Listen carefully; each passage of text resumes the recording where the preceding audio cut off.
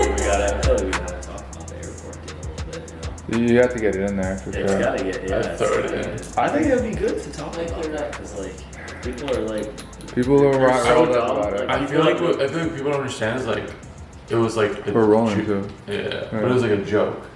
It was a joke and like a friend, like it was like well, friends, no, I mean, like, that's around. how we do our deals. It's like a lot of back and forth, a lot of fighting, not fighting, but like, Yeah. you know, a lot of... So people think you're fighting, Yeah, and but then you're not. Like it's like yeah, like people were messaging me and they're like, "Oh, sorry to see that happen to you." I'm like, "The fucking like, you know, like I know how to handle my own shit." Yeah. Like if I did get finessed at this point or slapped around, that's on me. You should, and I think it would be naive to think like somebody that's been in cards for like 3 years is gonna like, you know what I mean? There's always shit that happens in cards though where I'm just like, I can't believe this becomes such a big ass deal. Like it really shouldn't be. That was one where I was just like, what the? Dudes are like It's looking not. for reasons to just attack you. It's Yeah. Yeah.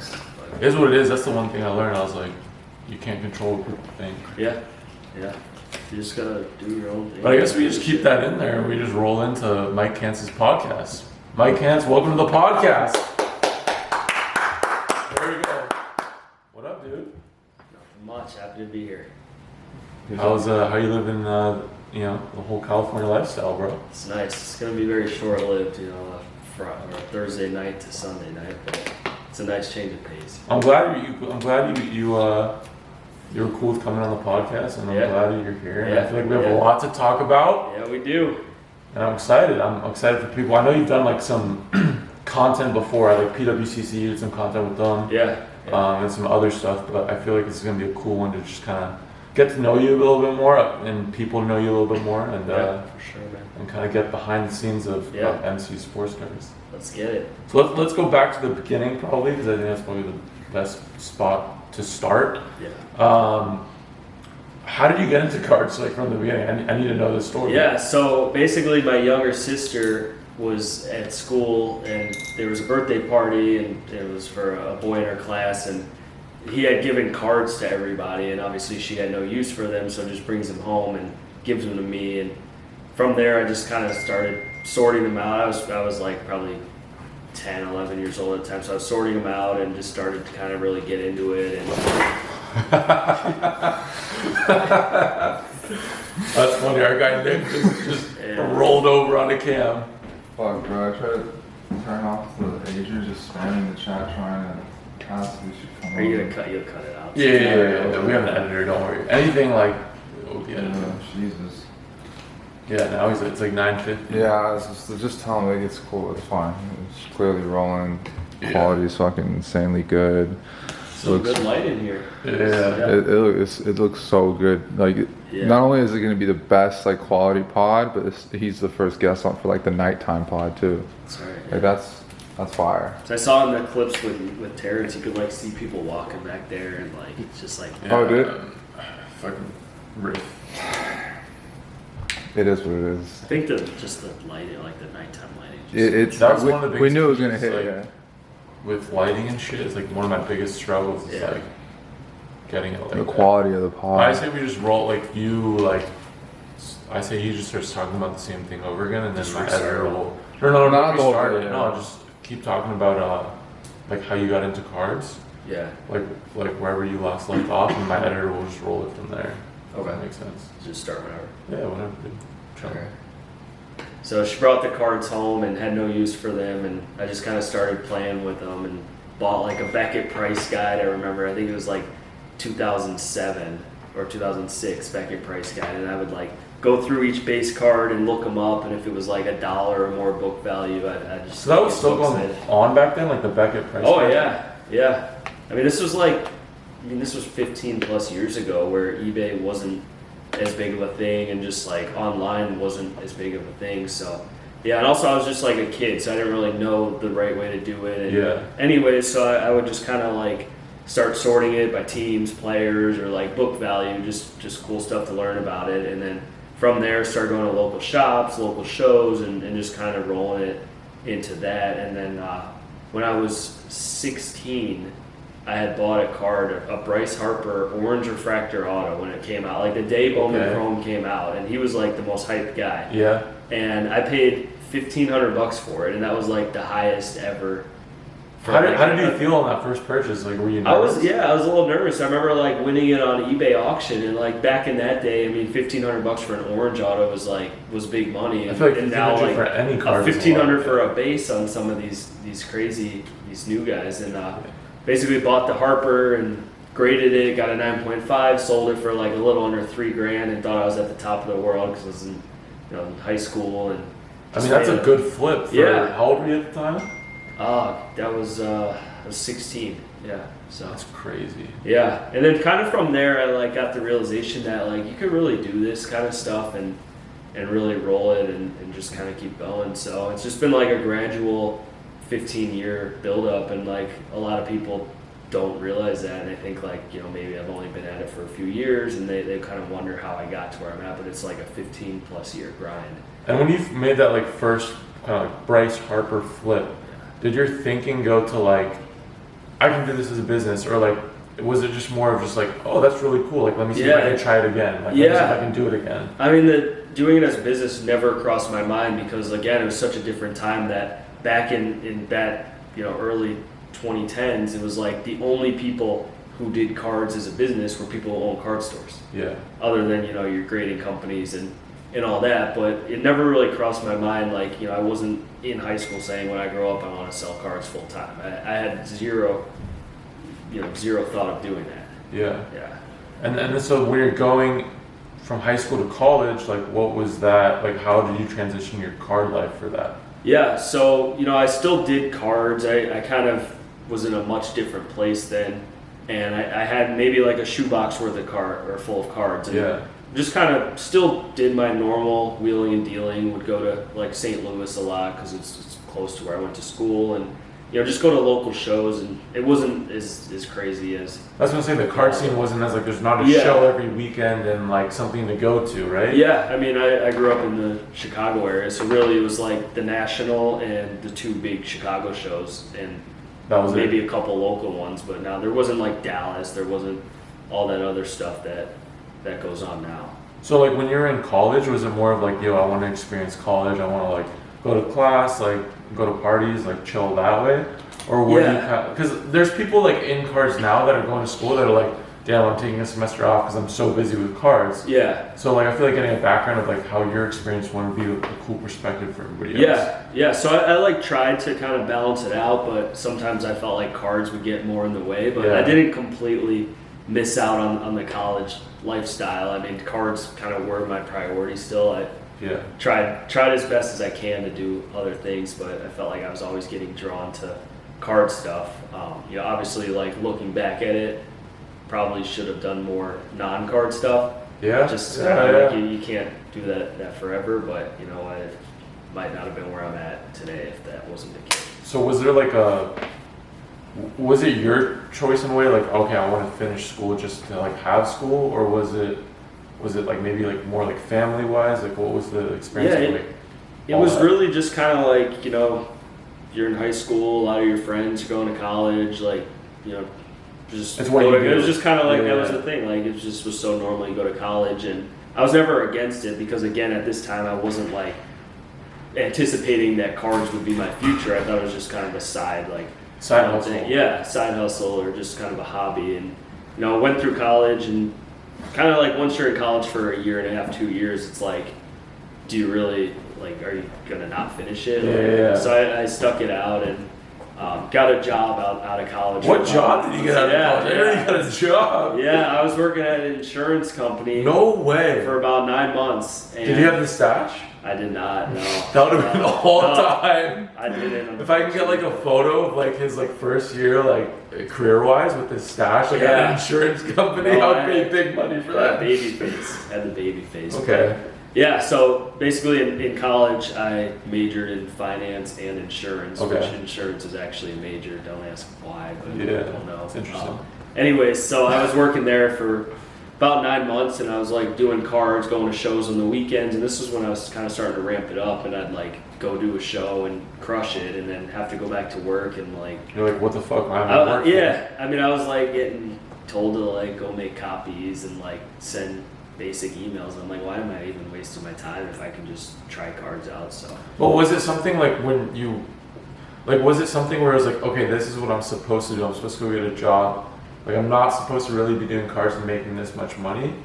Like, was it more of like a social thing where you're like, well, everybody's telling me to go down this path?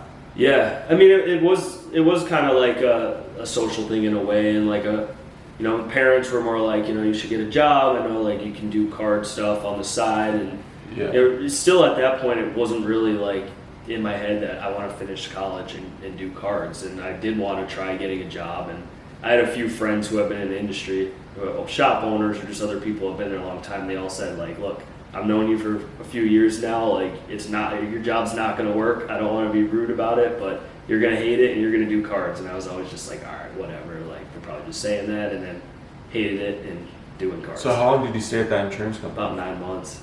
And then just right into cards. Yep. And did anything change from like when it was like, okay, now I'm into cards full time, like I have to do this, or was it just kind of almost the same process? Yeah, it was more just kind of like, all right, well, I need to kind of figure out how to keep myself busy.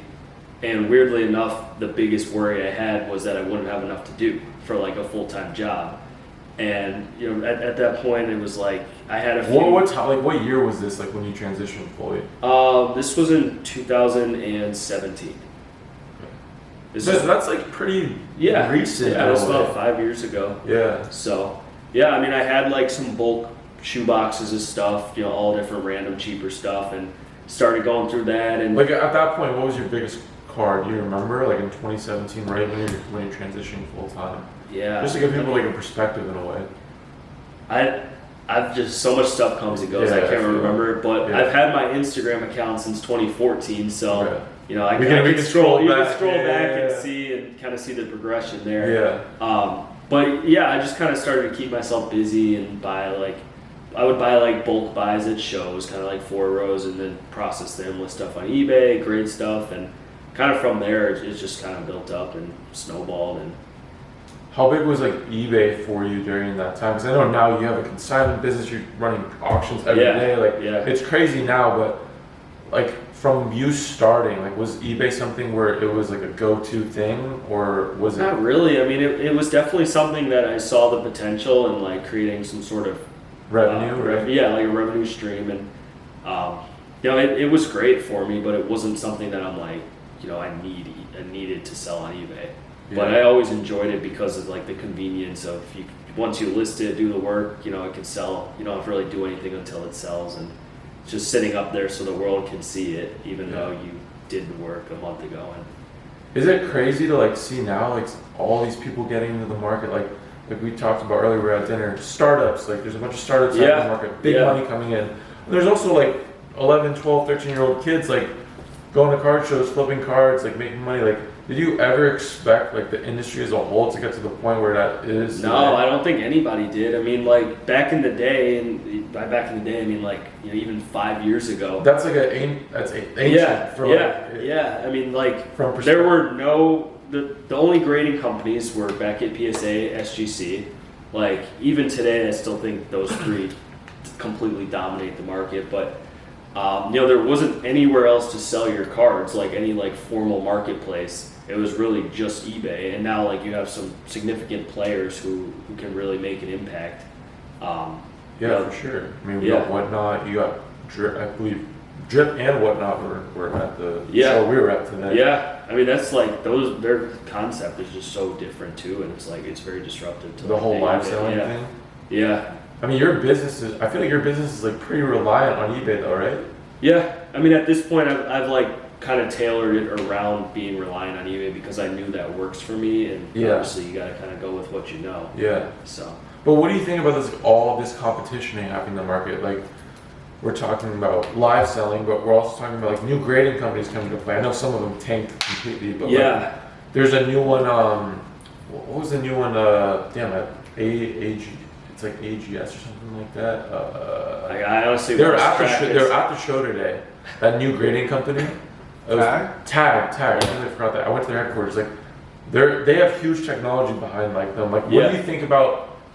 I'm not really talking about that specifically, but like these new companies in general bring technology into the industry and trying to disrupt it in a way. Yeah, well, in like the grading space, I mean, technology is great, Yeah. and I think the biggest issue of getting into the grading space is just building the trust with the hobby. And the value. Yeah, like you can do everything completely right, have the greatest technology, everything, you know, nothing bad, and you're already at such a disadvantage because everyone assumes that, oh, you're just, you know, some random company giving out grades to your friends, or you're just making this up to try to do something. So it just kind of sucks for them because they always start at there, but I think there are legit players who could come up in the grading industry. What was that grading company that like went on? Did it go under or it got sold?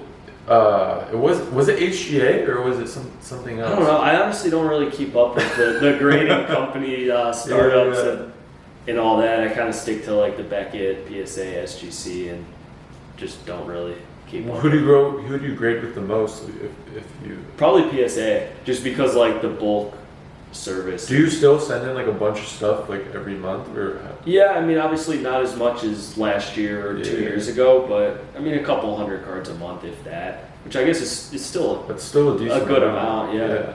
And is there like a specific like rhyme or reason to like which ones you like go to, or is it Just PSA, it's usually easier because it's just like, you know, the price point for the bulk service was a little better. And the resale value once it's graded was a lot better. So like, you know, why send it to Beckett if your $100 PSA 10 is a not even 60, like a $40, $50 9.5. Isn't it? I remember when I first got in like to the industry, like LeBron Chrome 9.5s and like PSA 10s were almost like, if not the same price. Yeah. Like 9.5s and 10s were almost, if not, people would actually prefer 9.5s in a lot of ways. Yeah. And now it's like completely shifted. Well, Beckett's still great for certain types of cards, and PSA is great for certain types of cards. Like, I think base slabs, PSA is the king of that. But I feel like Beckett, a lot of people like Beckett graded like NT RPAs and like all that, because a PSA 10 is so tough to get that's like, it's a safe bet to go with BGS. Yeah, exactly. But I think for like bulk cards, BGS is not really. It makes sense. It is strange how like it used to be very close with like the Top Scrum LeBron, like you were saying, and I think a lot of it too is just kind of the people just made PSA better, like the better. You think it's slam because methods. like new people coming in and that's like all they understand in a way? Yeah, I mean that's what they were taught, and then you get a lot of the guys online and the social media, and then just like seeing the prices on eBay reflect like PSA 10 sells way more and all that. But you know, there are certain cards like a Fleer Jordan where a PSA 10 is over 200,000 right now, and a 9.5 is like 35,000. So does that make you think crazy? But does that make you think like the BGS one is undervalued or the PSA one is overpriced? Well, it's like a tough question because you also have to look at the pop. Like I think there's, I mean I might be wrong, but I think there's like 500 or more 9.5 Jordans, and there's like 170 or like 200 PSA 10, somewhere around there. Yeah. But that still doesn't like necessarily justify a 6x multiplier. Well, you brought up Fleer Jordans too, and it's like we had this whole almost run up in a way. I would say like January, February, March of last year, where we saw cards hit massive all-time highs. Yeah. Take me through like your, as like a business, like going through those months and being a dealer and a pretty big dealer, like in the industry. Yeah, I mean it was definitely good times. Yeah, Man was ranking. Yeah, can't complain. But no, I mean it was really cool because like some of these cards I had, and when it's on the up, you do pretty good on them, and like there was a lot of stuff because I've been doing like bulk grading with Beckett and PSA for so long that like even before the boom, I always had orders there. I always had orders coming back. So like there was a point where I sent this PSA order in. It took 6 months, and by the time it came back, it was like almost at the height of everything. So like these cards I paid $1 for, came back to PSA 10. It might be like a $500 card now. But on the flip side, when everything was crazy high, I was buying certain cards, like cheaper cards to grade, paying $20, $30 and sending them in, and they took so long that like they weren't worth as much. Yeah, now then they come back as a PSA 10. Like I just got an order back maybe 2 weeks ago, and like some of these PSA 10s are worth less than I paid raw. Wow. So like yeah, it's cool like on the come up, but also you have to deal with the other side of it too. Yeah. That's what I figured. I don't know what that was. Was it like when you're going through that time though? Like, was it something where you're like, damn, like I don't know if the price of this can stay like this high for that long? Yeah, or? I mean, I've always been kind of like a doubter is the complete wrong word, but like seeing some of these cards, like when the Jordan PSA 10 got to like 800 grand. That was crazy. Just like you're like, there's no way that could sustain. I mean, was it on Golden too where it sold? Yeah, and like I remember seeing the PSA 10 Jordans on eBay or at shows for 10 to 15,000.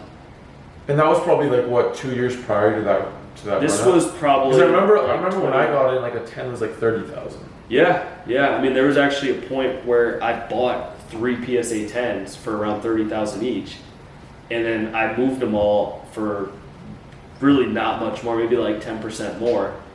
And then maybe 6 months later is when everything went crazy, and it's like, yeah, that sucks. But I've also had a lot of cards that have gone up, so like you can't have it both ways. But like in that way, where you're saying like maybe this was a couple years ago, you could get a PSA 10 for your Jordan for 30,000. Is it? Yeah. Like a lot of people are seeing this downturn, right, in a way, and they're like, well, this is a good deal because 6 months ago or 12 months ago the card was double, which is a trap. It's a very big trap, but. Also, like, kind of going back to why I've always played it safe is, like, because I remember these Jordan 10s not too long ago were 10,000. Why are they up 80x? Or, like, LeBron Chrome 10s. Even at the 2019 National, I sold, like, 5 PSA 10 LeBron Chromes for between 1,000 and 1,200 each. Yeah. And then literally 6 months later, they went from 1,000 to 3 to 5 to 8 to 10, all the way up to, like, 40,000. And, like, just no market does that happen unless the player in that time span goes crazy, and like clearly LeBron.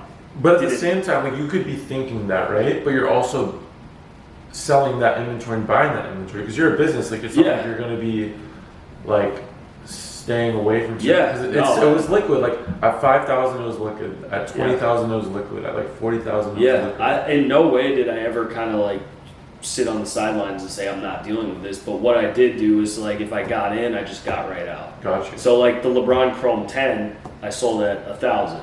I might have got one in a deal for 3,000, but I moved it right away, whether it was for a little more or whatever, and then it would go back up and up and up, and I like was never mad because I knew at some point it was going to go down. And when they started to decline, I remember seeing a couple PSA 10s for like 20,000 LeBron Chromes.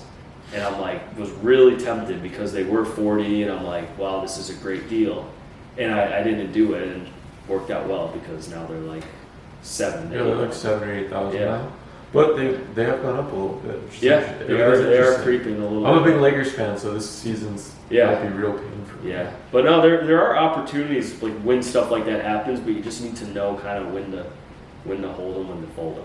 Well, I don't want you to like give away like everything, but like what's some stuff you look at right now and you personally like as a dealer like you're trying to buy more of in a way. It doesn't have to be a specific card, but maybe like a sport or a set. I don't know. I mean, I've always kind of kept it like very basic in stuff that I can safely buy and kind of stash.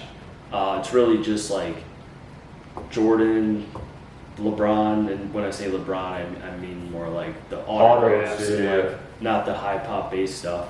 So it's like Jordan, LeBron, Brady, and vintage. Those are like my core 4 types of cards I get, and even like the Jordan, LeBron, and Brady stuff. Bro, Brady stuff exploded last year. Yeah, but now like Brady stuff's down, Jordan stuff's down, LeBron stuff's down. So I used to think that stuff was bulletproof.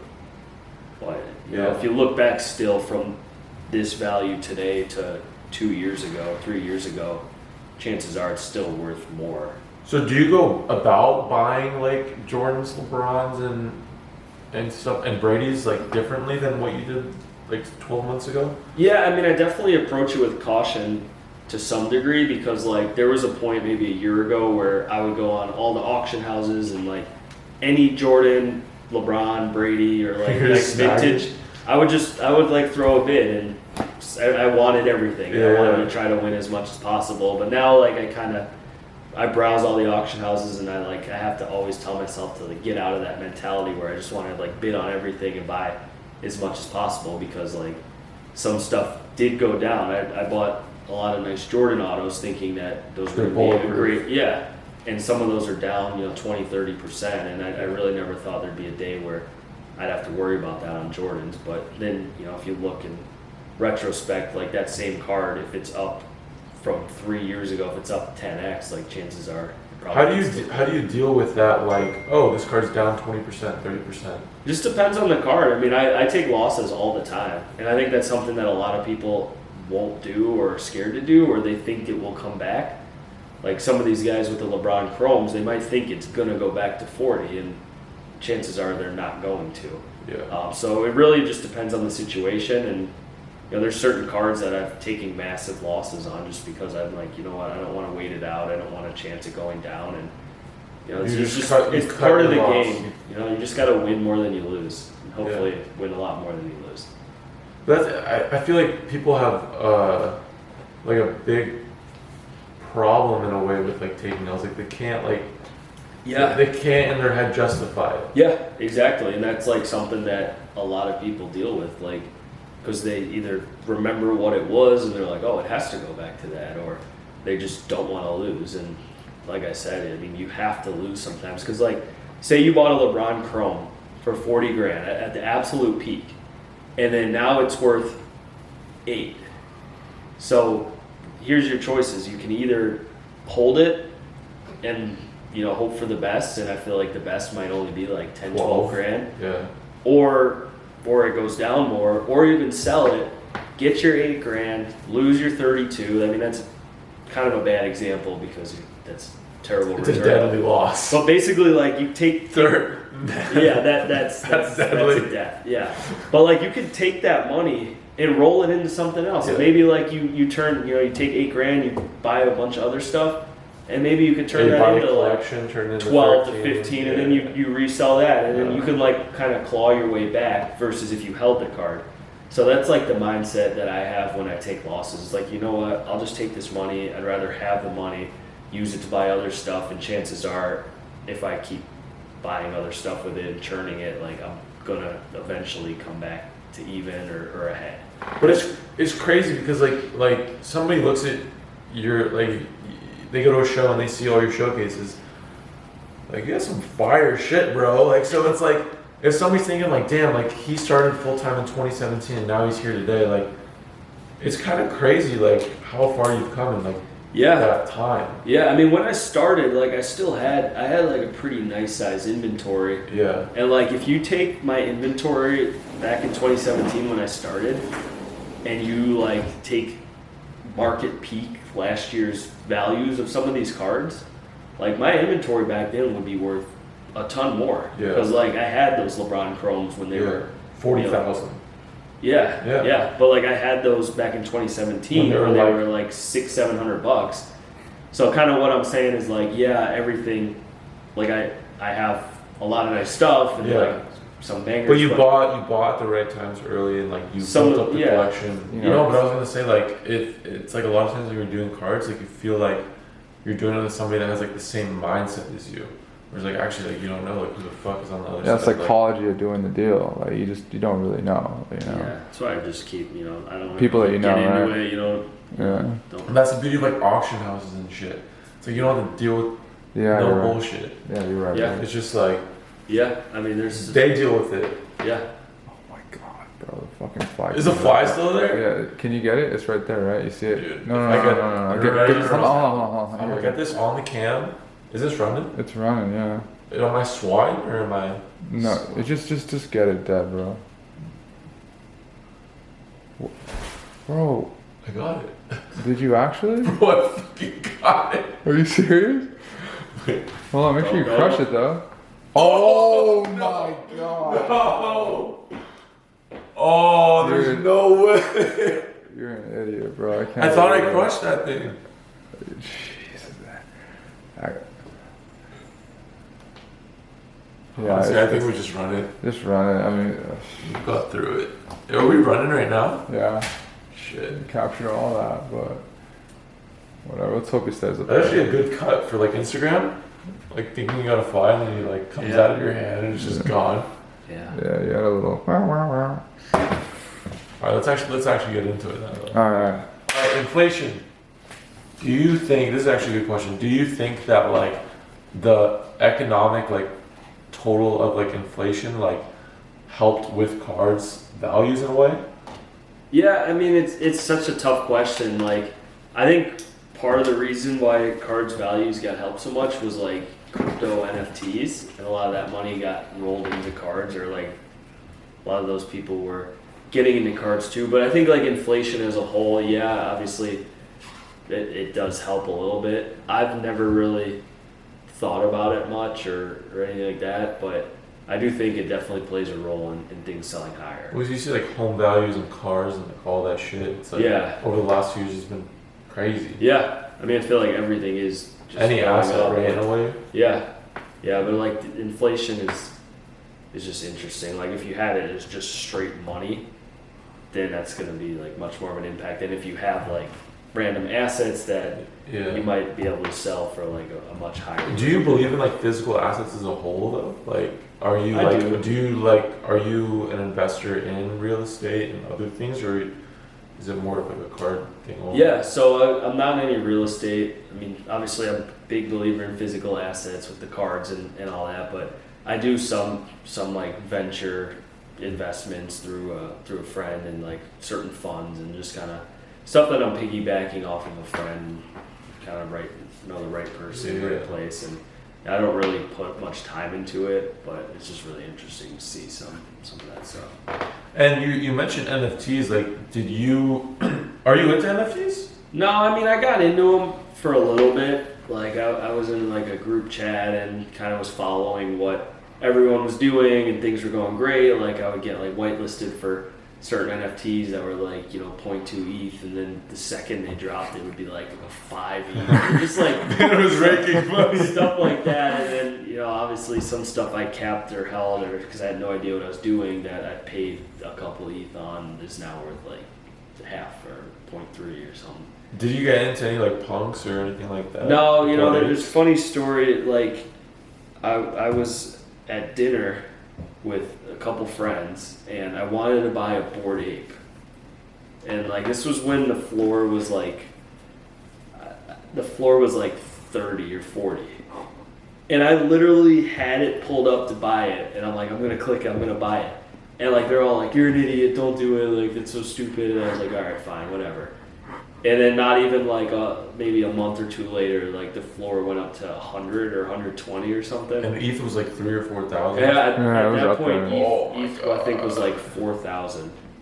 So That's brutal. yeah, but if You think I you would have you probably think you would have flipped it though? Like, I don't think so. I think I would have just held it, and now it would have been. Yeah, it's down. It's down. Yeah, but Yeah, I think the floor right now is like 60, and ETH And is ETH is like like a grand. two. No, it's like Yeah, two. but- It's almost $2,000. he gave away a ton of shit though for owning a Bored Ape. Yeah.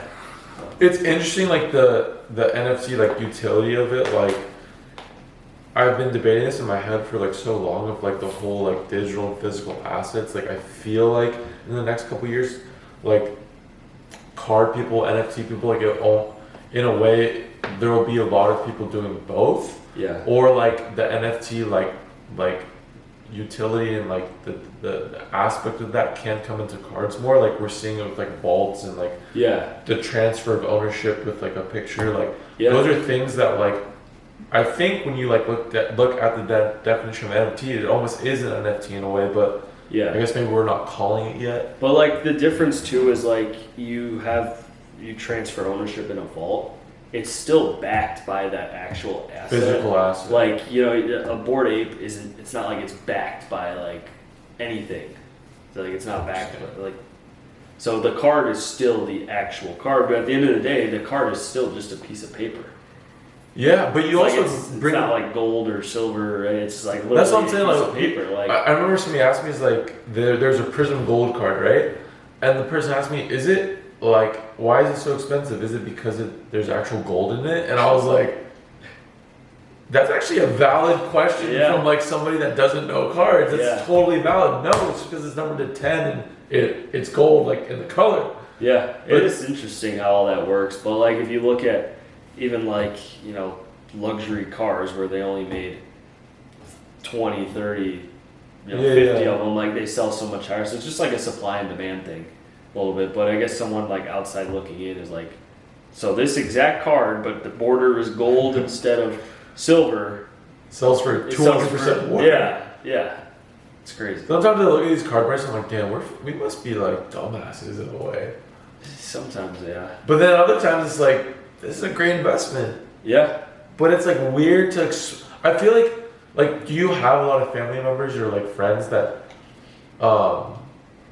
know what your kind of business is in a way, or do you have to explain it to them to like, for them to understand like, yeah, I do cars? Because I feel like if someone on the street, you told them, yeah, I do cars, they'd be like, oh, like you can have like an actual business off of that? Yeah. Well, the first thing every time I say that I do cards is like, oh, I got stuff from 80s and 90s. Like, you want to come over and take a look at it? Yeah.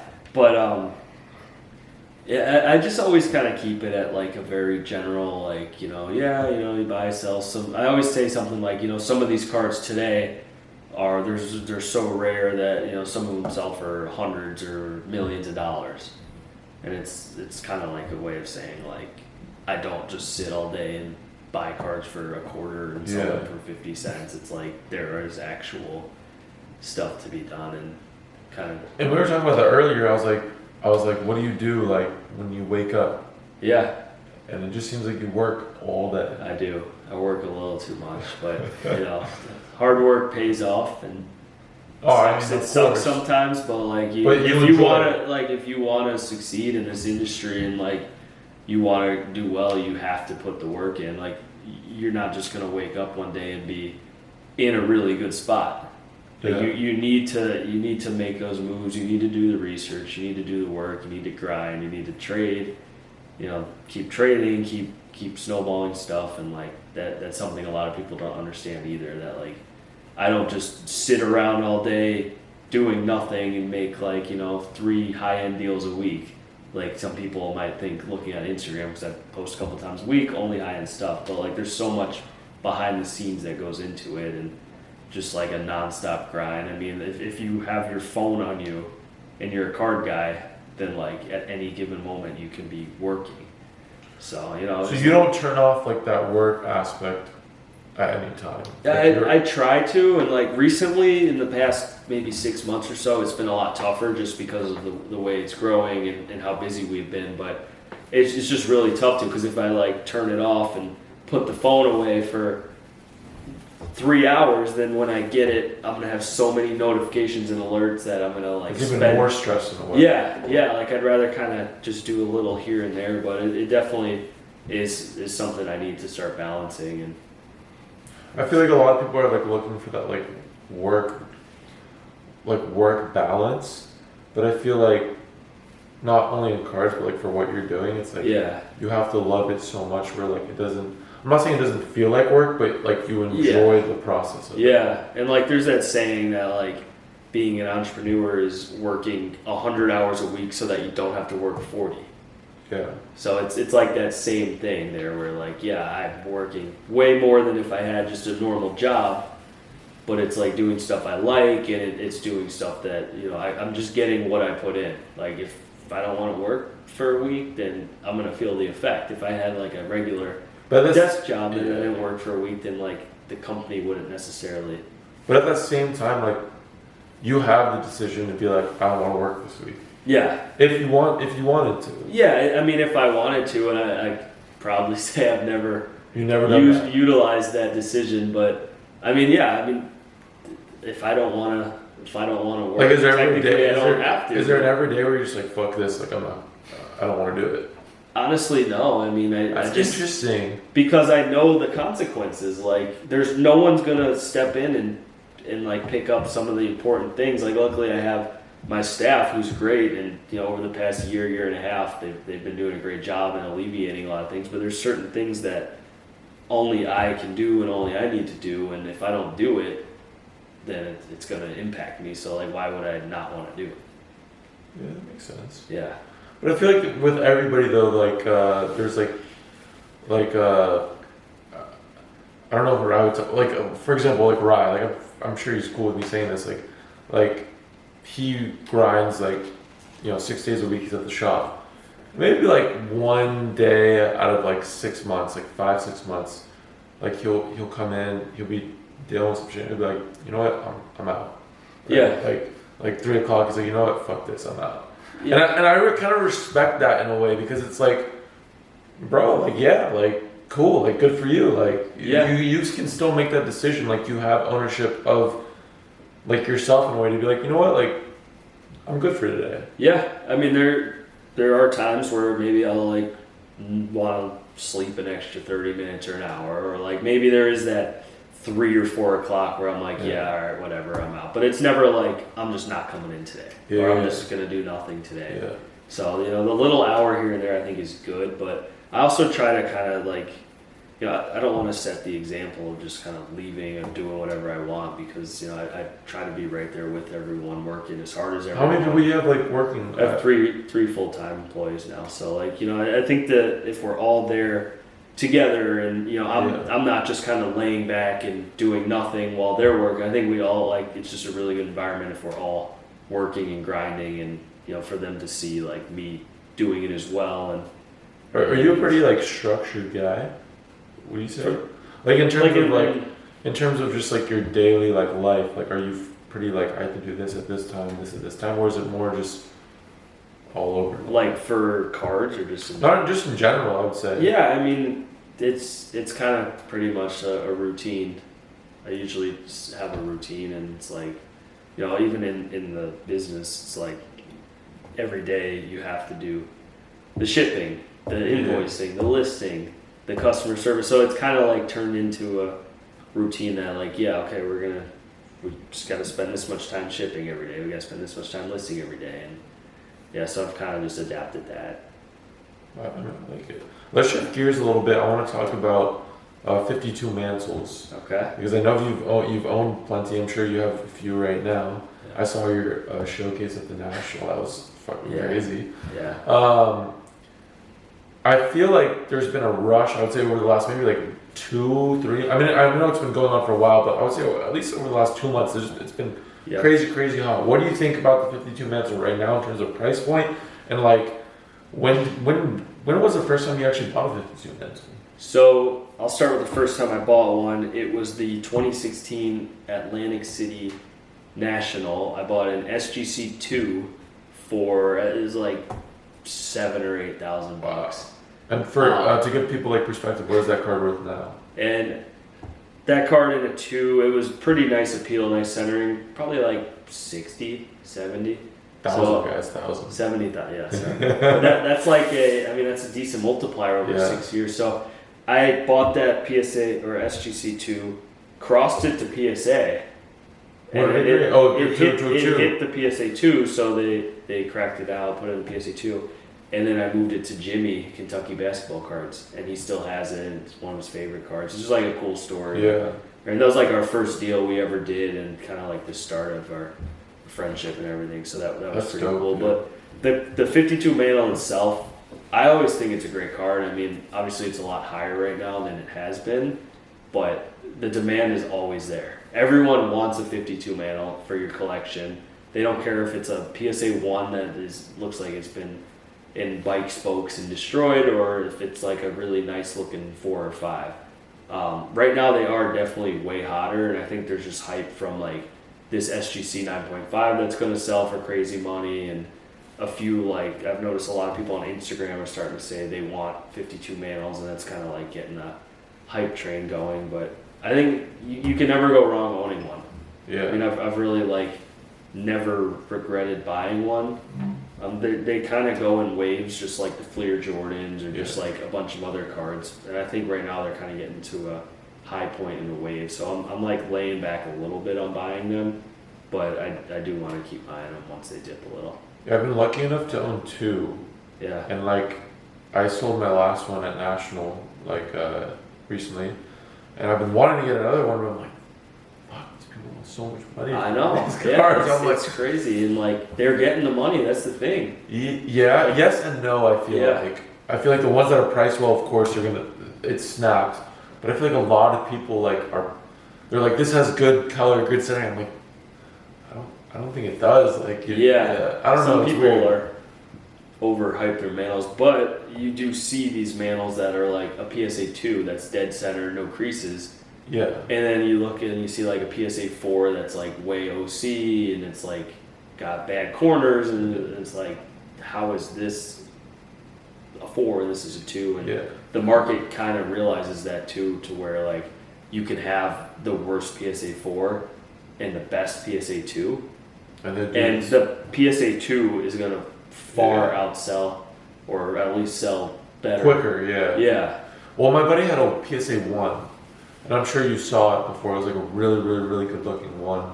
Yeah, I believe he got it at National. Mm-hmm. He moved it for a solid number recently, where like that would be probably a 2 or 2.5. Yeah. It's crazy to see. It happens all the time. Yeah. I know people who have like.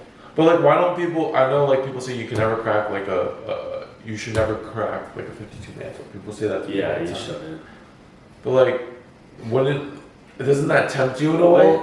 Like the card could be perfectly centered, no creases, but there's like if the card got a PSA 2 or even a 3 or 4, like there's a reason. You're not really gonna like crack it and get launched off of a higher grade. So it might have that perfect centering, perfect color, but on the back there might be like a deep scratch, or like one of the corners might be really rounded or something like that. But like the overall appeal of the card doesn't, like that one defect doesn't take away from it, even though by PSA standards that one defect makes it a 2. Yeah. Like I've seen cards, like even modern cards that get like PSA 6, and like certain cards, for example, like I just graded a card, it got a PSA 6, it was a modern card, and it was because the back bottom edge had just like a little dent in it. And then I just got a different card that was a PSA 6, a Brady rookie, and the card, like, it has scratches all over, the corners are bad, it's peeling, like all this damage. I'm like, how is this a 6? And that's a 6 too, when like that has that one little issue and this has all these issues. So I think it's the same logic with the mantles.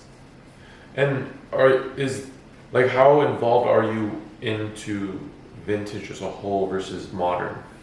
It's probably like a 80-20 split, 80% modern, 20% vintage. My main vintage is just like the key stuff, like the mantles, the Aarons, the mazes, and just like the key Hall of Fame rookies. That stuff does really well for me, but it's really hard to acquire. Like the modern stuff you get on Instagram, you buy it on eBay all day. Like vintage, people don't have an abundance of that to where they can just like move it to you for what for whatever. So when I'm on the flip side, like when I'm moving vintage at shows, people always want to trade modern for vintage, which I'm not opposed to, but it just has to really make sense. And I feel like I mean, to get some like better value out of your vintage. If you want to trade exactly. Because like even today, I was working a deal on a Jackie rookie. There's a guy I deal with a lot, a great guy, and like he was offering me these modern cards, and it was just like a couple Kobe Panini autos and all that. I'm like, look, man, like I'll take these, but I can find 20 Kobe Panini autos tomorrow if I wanted to. I can't find one Jackie rookie tomorrow if I like. It's kind of that aspect. Yeah. No, I mean that makes sense, and I feel like that's one of the things that like over time, like you learn, is like with certain cards, like you can get more out of it value wise because it's either harder to find or harder to find at that condition versus like the trading game is like it's a skill in a way of like you can really gain value out of trading versus just everybody wanting cash. Yeah, I mean trading is great because like you don't have to have the money. Like some people have a ton of great cards, but they might not be as liquid because they have a bunch of great cards. Yeah. And like they'll get into a card they want and not have to spend money and everyone's happy. And like from a dealer perspective, I love trading because if I have this card that's just say $10,000, I can sell it to you right now and have $10,000, but then I have to figure out how and where to spend it. If you give me, say, 5 cards, I now have 5 new cards that someone else might want to trade for, and it just like keeps it rolling, and I don't have to go out and like try to buy stuff with that money because I now got the stuff from you. And like that works really good on some of these higher end cards because guys have their grails that they'll never move unless they're getting a better card. So like they'll give up those cards to get the better card, but if you outright sold it to them and said like, okay, now they have money, can I buy it? Like they might not sell it, if that makes sense. Yeah, for sure. So like that's been a good way for me to get some of these really cool cards from trading because I'm having to give them better cards. And a lot of people don't realize that because it doesn't really, like, you can't really see on Instagram what I give up and how my deals work. But and then also like on the flip side, you know, I do a 6-figure deal. I get 10 cards in trade. Like some of these cards may be someone else's grail and they're willing to give you another stack of cards to get that, and you might be able to get a little more value and they're happy because they're trading up for it, and you know in the end like it can end up being a lot better than outright selling. And when you go to these shows, like we're here, I mean the reason we're here is because we're both at the Burbank show. Yeah. Is there like a game plan you have coming into you know a Burbank show, a Dallas show, a Chicago show, or is it more of like, you know what, I gotta get out of the office for a couple of days, I want to enjoy it, do work at the show, but also like take time. So I used to try to game plan, but it like became useless because if I want to sell X amount, okay, like I might sell 1 card that's really close to that, and then it like kind of skews the number. Like it may be the worst show ever, but I made that 1 sale. Yeah. Like I hit my goal, but like the show sucked. So I don't set goals anymore just because like you never know what's going to walk up, you never know what's going to move, you never know what you're going to buy, what you're going to trade, and like, you know, with the amount of stuff I usually have at shows, like a couple cards if I move can make up for the whole what my goal would be. And like I just said, like I don't want to be sitting there for 3 days doing nothing but make that 1 deal to meet my goal. That's boring, bro. Yeah. That's boring. Like I was at the table today, like it was fun because I was busy the whole time, so like the time went by really fast. Yeah.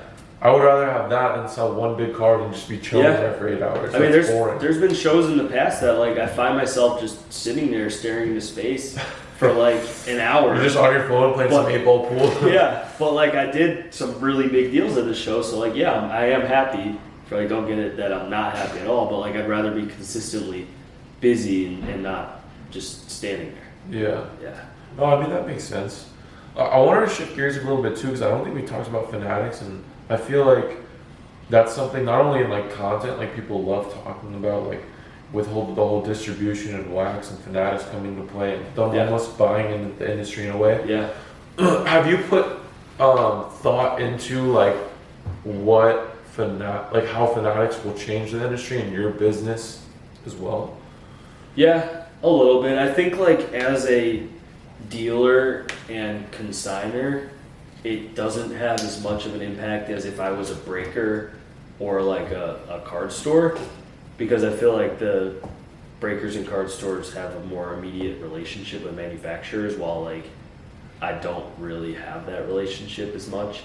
But I do think like it's going to change things. It's going to change the way stuff's distributed. I think some of the distributors might be in some trouble. And what about card shops? What do you think happens to card shops? I mean, I think that Fanatics will do right by them. I don't think they're going to just kick them to the curb. I think they'll be able to get some product through them. I'm really not sure, but I can't imagine they just say kind of like, screw you guys, you'll never get wax from us.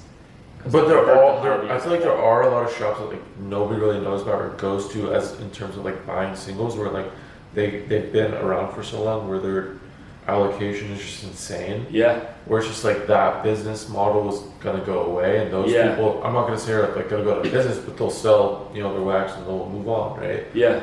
But I definitely see something like that happening in the near future. Yeah, I think they might just redo the way things are allocated or kind of who gets what and see, but it's going to be really interesting. And I mean, we're still like 4 years away from. But you already see like the effects, like Fanatics is coming out with products and like I mean, you're starting to slowly see it. I know at National they were having an impact with meeting with a lot of people and dealers and breakers and all that good stuff. So I don't know. I feel like it's important as you have a business in this industry to at least get your take on it and see what you think, because it definitely will shape the future of this industry as a whole. Yeah.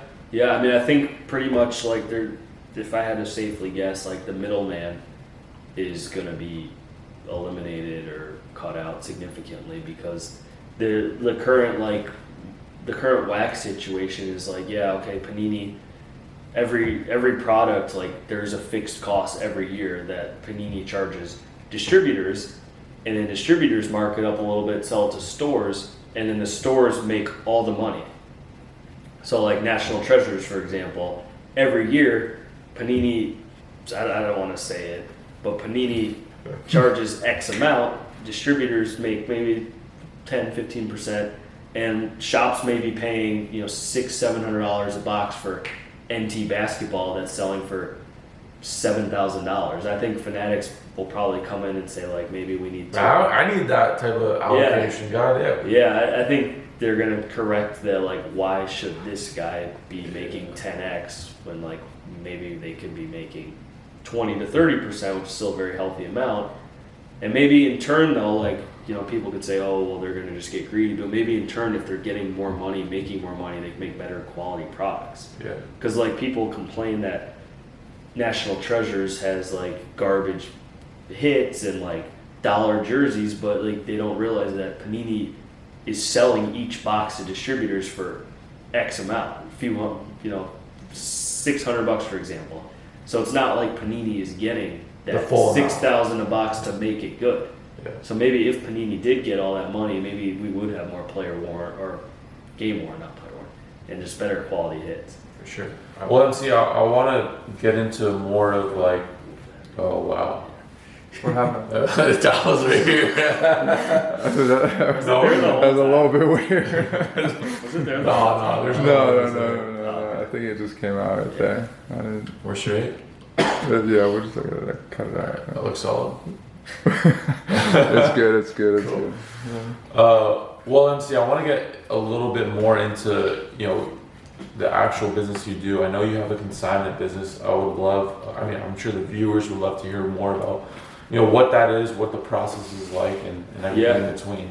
Yeah, so basically about a year and a half ago, we started taking eBay consignments for eBay auction, and we're trying to keep it as simple as possible. You basically send us a box with your items. You can fill out a submission form if needed, but a lot of our regular guys don't want to do that. They just kind of send it to us. We take it, list it on eBay for auction, and basically send you a report and pay you out a few days later. It's simple as that. It's really good. Like, we have a few big customers who break a lot or just really busy. They don't want to deal with selling their stuff, but they want to sell their stuff and they want to sell it fast, and we've been able to help them out a lot.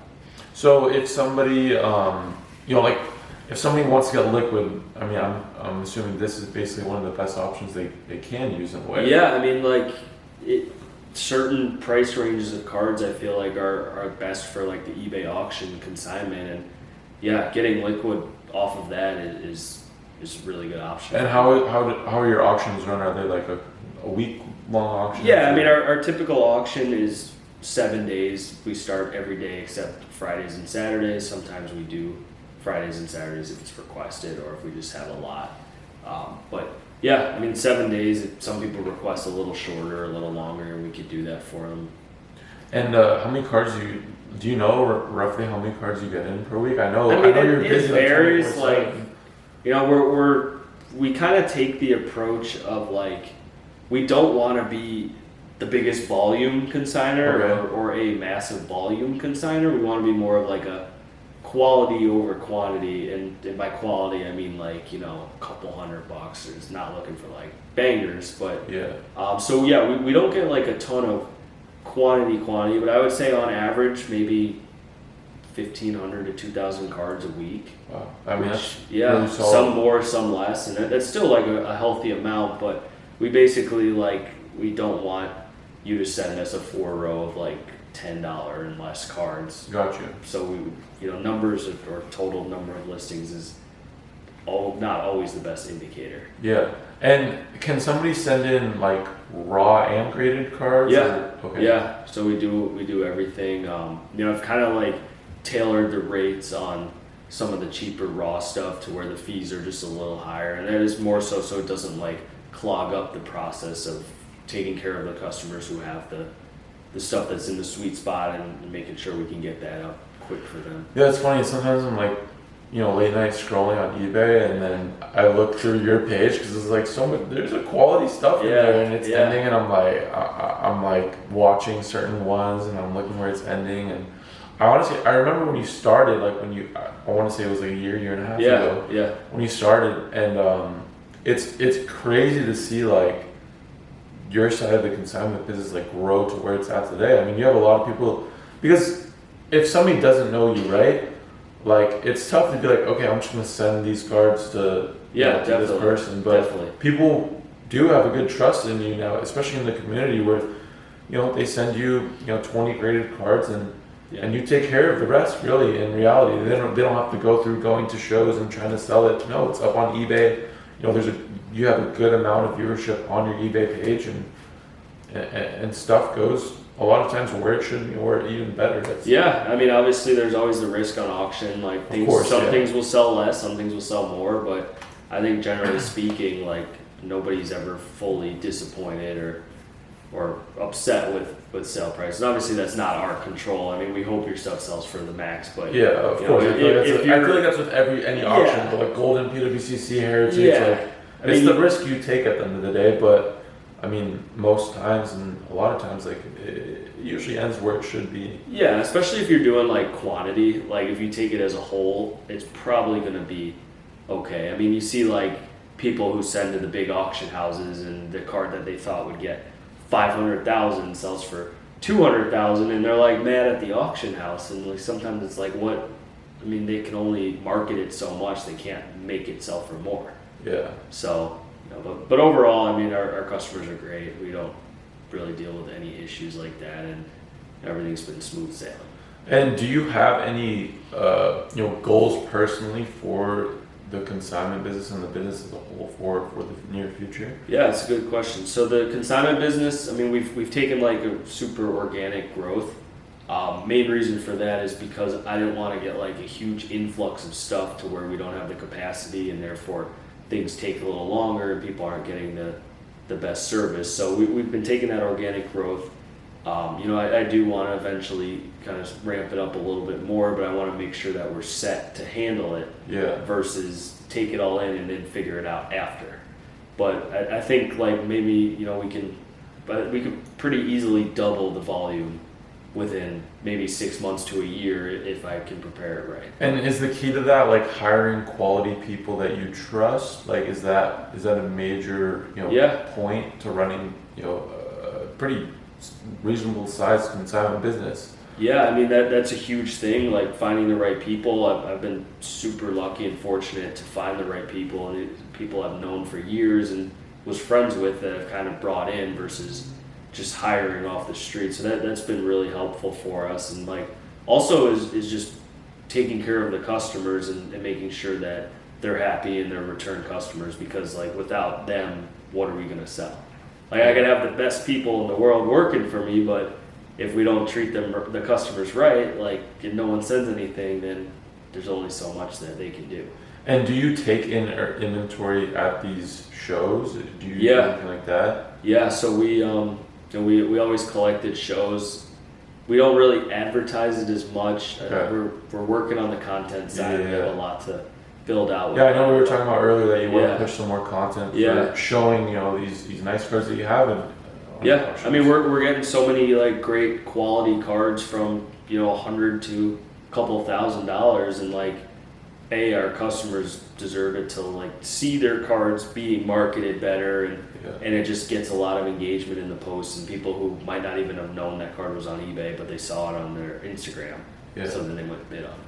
And you're out in Maine right now, right? Yeah, so the business is in New Hampshire. Okay. I live in Maine, but it's literally like a 10-minute drive just right over. That's so gnarly to think about, because in California Yeah. it's like so different, where it's Yeah. like you can get into another state in like 10 minutes. That's crazy to think about. Yeah, I mean, like I used to live in northern Massachusetts, and that's where my office was before I moved to my new one, and then I moved my house to Maine. So like I would commute from Maine through New Hampshire into Massachusetts, and it would be like a 20-minute drive. That's crazy. Yeah, and then like to get to any of the other New England states, it's really within like 2-3 hours, which is also kind of crazy to think about. And is there like a reason, like for me, like from outside looking in, like why haven't you gone the route of opening up a card shop? Yeah, Because you have the consignment business, you have, you know, you're a dealer, you're traveling all these shows. yeah, You would kind of think like, oh yeah, he has a shop. yeah. It's something I've always thought about. You know, I think there's like so much commitment and so much that goes into it, and I think like where we're at right now, we're keeping very busy. We have so much going on. Like we need to kind of prepare for the growth, and I feel like at this point, throwing a card store in there is just gonna make things more, not difficult, but just make things more work. Or Yeah. I mean, you already have a lot on your plate, so it's Yeah. like opening up a store too. It's kind of gnarly. yeah, I mean, I'd love to, but again, kind of like the consignment thing, I don't want to open a store when I'm not prepared to, and then Yeah. have it not turn out well. Like I like to be very prepared. Well, I mean, it's cool because you do have, you know, Costa's. He Yeah. runs the shop out there. I don't know how far away that is from you. About an hour and a half. But I mean, how long have you known Costa for? About 2 years. It's kind of crazy how, like, I don't know, he's been really picking up over the last, I would say, like, year or so. Because I remember I did my Yeah, first deal with him at Dallas, like, Yeah. I want to say a little over a year ago. And now he's opening up his, like, second store, or third store. It's cool to see. Yeah, no, it's awesome to see. They just opened their second store in Connecticut at Foxwoods Casino, and they have their other store in Gillette Stadium, which is crushing it. So And I know you guys are, like, a big, you know, Brady guys, and I see you guys Yeah. setting up together, so. yeah, I don't know. It's just cool to see like people's like progression. Like, I mean, I remember when I first met you, and like I saw like all the shit you had. I was like, what the fuck is this? yeah, that wasn't too long ago. That was Yeah. Dallas like a year ago. Yeah, I want to remember what our first deal was. I think it was like It was a Durant Refractor PSA 10. and you had a LeBron rookie auto, right? Yeah, yep. I moved you the Durant Refractor PSA 10. And I had the LeBron You gave auto. me the LeBron. I don't know. I think it was like a 9. Yeah. And then some other random stuff, and then. And you wanted to do a coin flip, and that was the first Always time. gotta do the That coin was the flip. first Always time gotta- I heard about like doing a coin flip.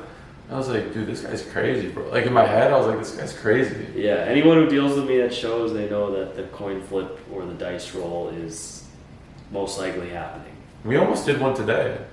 Yeah, we almost did. You were too scared to though, so we had to just settle on. What, coin flip? Yeah. Oh, okay. Well, yeah, we didn't actually explain what coin flip. So basically, when you're close to a deal, like maybe like a couple hundred off, or with MC a couple thousand off, he's like, oh yeah, let's just do a coin flip to figure out the value. Yeah, I mean, usually like, you know, Sasha's at $1,000 and I'm at 1,200, and we just keep going back and forth. I just say, you know, why don't we flip a coin? If you win, it's 1,000. If I win, it's 1,200. It eliminates like all the back and forth, and it just makes it kind of fun. It's funny because like at local shows now, I just do it all the time because I get like so over it. Yeah.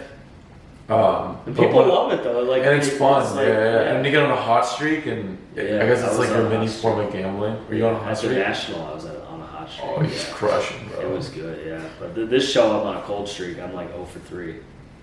Luckily, they're not like. Yeah, but maybe I should have done that Yeah. flip then I'm today. cold, but I don't know. At some point, I'll win one. It might be against you. Maybe we should do one tomorrow. I don't know. Yeah, I'm down. I'm down too. We did a deal today. What did I get? I got a Will. You got the PSA. Wilt, yep. I got Curry and That Hank and Hank and Griffey. that's a sick yeah. card, bro. Yeah. Damn. Probably stash that one for a little bit. I kind of miss that card. Damn. Maybe you get it back tomorrow. And I had a Or double, 20% yeah. premium. Yeah. Oh, he said double. I said Double, 20%. Oh man, that's funny, dude. That's funny. Oh man. Just talk about how many people actually come back. Like, you know, how we talked to Ryan about how people come back, like, to sell you the same car they did because they couldn't move it that day, so they move it to you a little bit cheaper. Yeah. Take the loss I off. feel like it's like a psychological thing. Yeah, they get panicked. Yeah, they like freak, and I'm like, bro, you just got the card, like you haven't even tried Instagram or eBay or all these things. I mean, there's been times too where like I'll move a card to someone, and then like 2 weeks later it like doubles, and I'll somehow buy it back for like double what like. Because sometimes I mean it's just all about like the data and where the market's at. So I mean I don't care if I sold you this card a year ago for $1. If it's worth 10 grand now, then I'll buy it being based on it being worth that. And, you know, it kind of sucks. Yeah, you're not like based off of, well, I could have got that card for 10K last week. Like Yeah, I mean you're not thinking that way because it's worth 14 today. I'll still pay you like whatever, I don't know, whatever it is. Yeah. Whatever you can kind of like make your money on in a way. Yeah. So I feel like people don't think that way though. A lot of people don't. I don't know, it's weird. I guess that's what makes like you like build like kind of the collection you have is like, and with this conversation, you're very like unemotional in a way of how you structure you as a dealer. Yeah, I get that a lot. But at the same time, there's a lot of dealers that are very passionate that also like do a good job too. So I guess there's not like one way of doing it. Yeah. But you just have to figure out the way that works best for you. Yeah, I mean, I kind of just been doing it for so long that it's just like kind of how I've been always done it. It's how I've always done it. He's got the stash out, and he's just like, yeah, this is what it is. Yeah, I mean, it's just always been that way, and I've always been doing it that way. So, kind of how I've developed it. But yeah, is it like weird to think about? Like I remember when like the airport deal went down, like people thought like we didn't like each other, and I was like, bro. Yeah, no, like people were messaging me like apologizing for what happened to me, and I'm like, dude, like it's kind of like I have like not, in a way a scouting report. Like I deal with so many people that like, all right, you know, this guy's walking up to do a deal. I know how this is gonna go. Yeah. It's gonna be quick and easy. Everything's fair, or it's gonna be, you know, super tough. He's gonna be high on his stuff. Blah blah blah. So like, I kind of know like the way in our previous deals we like to do the back and forth, the arguing. It's fun. You know? And sometimes you put that on camera and like people take it the wrrong way. Yeah, right? So you know. I guess like I could see how people thought like I was getting 100%. bullied and then like they were. But I guess people don't understand the backstory of like but, we're homies, Yeah. like we're friends, like we're good friends. So it's like people understand. It's like imagine like you're doing like a deal with your friend, like you want to have fun, like you want to go back and forth, like you're joking. Like, it's just like when friends like talk smack to each other, and like if you didn't realize they're friends, you'd be like, wow, this dude's like ripping them apart. But exactly. Yeah, then like people, you know, kind of put you in a weird spot where people were thinking like. Saying stuff like, "Oh, you tried ripping me off." I'm like, dude, I knew what I was buying. Like, if I didn't know what I was buying at this point in my experience, then like I deserve to get ripped off on it. But no, I ended up. That was like one of like the most interesting like weekish of like it was like time. I was like, damn, like you really can't like control like what like people think in a way. It's like people don't. I guess like people don't understand like. With maybe like a video, like they just look at the context for the context and they don't look at like the backstory of it all. Yeah. Or they want to just take one specific thing and like twist it and like, I don't know, put their own like, I don't know, twist on it, I guess. Yeah, but it's tough though because their whole sample size, they might not know anything about me or you. Their whole sample size is just this 5-minute clip of me and you going back and forth. But if they saw us at a show and they like actually saw how we interacted, they'd be like, oh, like that makes sense. Like that's just like the like friends like doing a deal, having a good time. And sometimes when like at the show we're doing it that way, and like there's people I don't know and who people are laughing, and it's like this guy, like a guy who I might be doing a deal with after you, and he's probably watching, and he's like, "Is this what I'm gonna have to deal with?" Like, no, but we'd be doing a deal, and people would just be like laughing like next to us because it's like funny, like we want to have fun. Like I don't like going into a deal and just being, all right, this is like the you know what I mean? Like I like if it's too easy of a deal, then like usually that's just. means that one end It's might gonna not have worked out. shafted. Yeah, it might not have worked out too well. But like then there's certain people I deal with all the time that where it is just. Dude, we literally did a deal like a week after that video, like online. Yeah, I'm pretty I mean, sure I moved the X Fractor like 3 days later, That's and what, I like was very happy with. I made like a small bag on it, and like This man made money. after I already like moved it and made my bag is when everyone like started reaching out to me saying like oh sorry like yeah, you had to pay that much like. I mean, well, I appreciate the support, but you know, low key, like I feel like it like worked out for the best because it like made me realize like look like people want to think what they want to think like you can't like at the end of the day like that's what it is and like it I don't know I'm content. Sensitive hobby. Yeah, I'm sure you got some definitely takeaways from it though, to where like maybe you should be nicer to me. You know? Oh man, they should. Yeah. I don't know. I feel like the deal today, bro. Like I was Today pretty nice yeah, to you. yeah. I thought today I wasn't sure if you know you were just feeling nice or something. But Yeah, today was yeah. an anomaly. Yeah, today was a anomaly. Yeah. I'm pretty sure I went LeBron Chrome 10 off you for like 14,000 that week after or something like that. I think so. Yeah. Okay. So that's a good one. Yeah. And we did the one today. Yeah, that's right. Yeah. But no, I never had any hard feelings, and I made sure everyone who messaged me, I'd write it back and be like, no, that's just like the way that our deals go. Like, Yeah, we're just homies. yeah, because I feel like if it was like a serious issue, you wouldn't have posted it. Like if I was if I actually was like, Well, and that's again, was I mad think, about it, again, like we were beefing about it. I do think it is like it is definitely a sensitive like Yeah. hobby for sure, and I respect that. Like I think that's like one of the amazing parts about the industry is like everybody is so like close knit and like and they want to protect like the people within the community. Yeah. At the same time, like I don't think there should be like gatekeepers or like people that should be like policing the hobby. I think that's like bad in a way.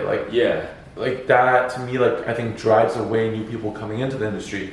You need new people. Like when I first started doing card vlogs, bro, like nobody was like going to a show and vlogging was like weird as fuck. Like I remember like we would go and like people would be giving the weirdest stares and like stuff like that, and I would just be like look, like I think people want this content, like they would enjoy it. Like for me, making that content of like vlogging wasn't necessarily like for me like at all. It was more of like I'm learning about this industry and I think this can like help other people learn about the industry as well from like a new person coming in.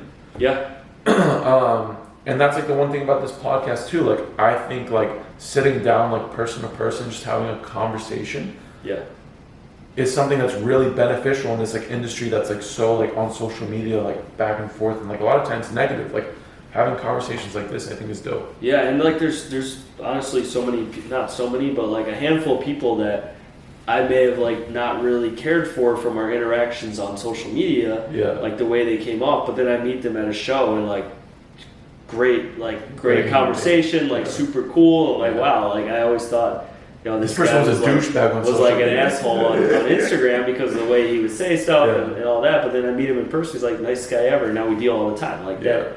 I'm sure people have said that about me as well and all that, so you know it's just cool. Like sometimes you just gotta talk to people in person or I love like, oh, he never responded back to me. It's like, well, he might have been busy or like I might have been busy. It's whatever. And you meet him as like in person as a human being, and it's like, oh, like like they see they see like the actual like human being side. And that's like the one thing I care for the most. Like if you're like a solid dude, like that's like the core, like.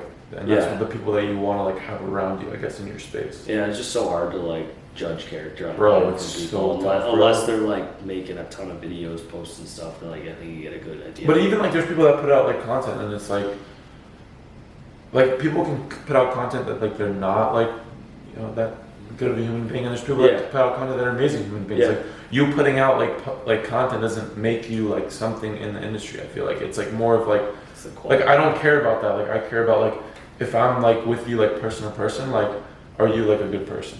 You know what I mean? I guess that's my thing. No, that's a good way to look at it. Not everyone knows that. So I know it's Eastern time, so I'll let you go. It's 11:48, so it's probably like I don't know, like 2-3 a.m. your time. All right, I'll let you go. I'm sorry about that. No, you're good, man. I'm here. I feel like that was solid, bro. I feel was like good. we talked about a bunch of stuff, man. Yeah. Well, I appreciate you coming on the podcast, bro. I know we're gonna do another deal tomorrow, and we're actually vlogging. So yeah, let's get that on the vlog. It'll be fun. But guys, if you're watching on YouTube, make sure you like and subscribe. Leave a comment below. If you're listening on Spotify or Apple Podcasts, Make sure you subscribe, and if you want to learn more about MC, it's MC Sports Cards on Instagram, right? That's right. And then your consignment business has an Instagram page too. Yeah, right? so it's consign_with_MC. It's tagged in my bio of my main page, and you could reach out to me directly if you have any questions or anything about it. Cool, appreciate it, bro. All All right, right, bro. See you, dude. See you guys.